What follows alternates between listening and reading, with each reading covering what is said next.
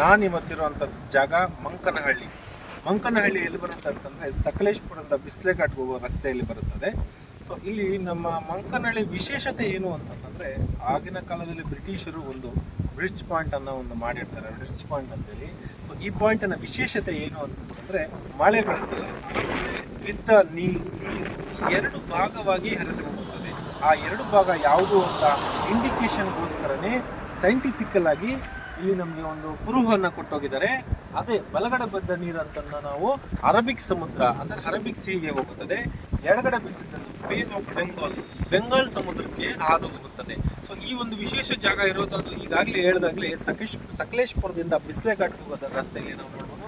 ಇಲ್ಲಿ ಅತ್ಯಮೂಲವಾದಂತಹ ಒಂದು ಕೆರೆಯನ್ನು ಕೂಡ ನೀವು ನೋಡ್ಬೋದು, ರುದ್ರರಮಣಿ ಅನ್ನೋಟ. ಇದು ನಮಗೆ ಬ್ರಿಟಿಷರು ಒಂದು ಕಾಣಿಕೆಯಾಗಿ ಕೊಟ್ಟಿರೋದು ನಮಗೆ ವಿಶೇಷ ಅಂತ ಹೇಳ್ಬೋದು. ಸೊ ಯಾರಾದರೂ ಈ ಕಡೆ ಬಂದ್ರಲ್ಲಿ ದಯವಿಟ್ಟು ಈ ಒಂದು ನೋಡಿಕೊಂಡು ಈ ಜಾಗದ ವಿಸ್ಮಯವನ್ನು ತಿಳ್ಕೊಂಡು ಹೋಗ್ಬೇಕಾಗಿ ವಿನಂತಿಗಳು.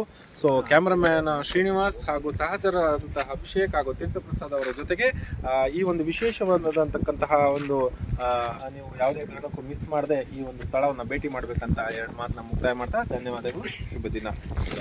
ಕ್ಯಾಮ್ರಾಮ್ಯಾನ್ ಶ್ರೀನಿವಾಸ್ ಹಾಗೂ ತೀರ್ಥಪ್ರಸಾದ್ ಹಾಗೂ ಅಭಿಷೇಕ್ ರೆಡ್ಡಿ ಹಾಗೂ SVG ಶೇರ್ ಮಾಡಿ.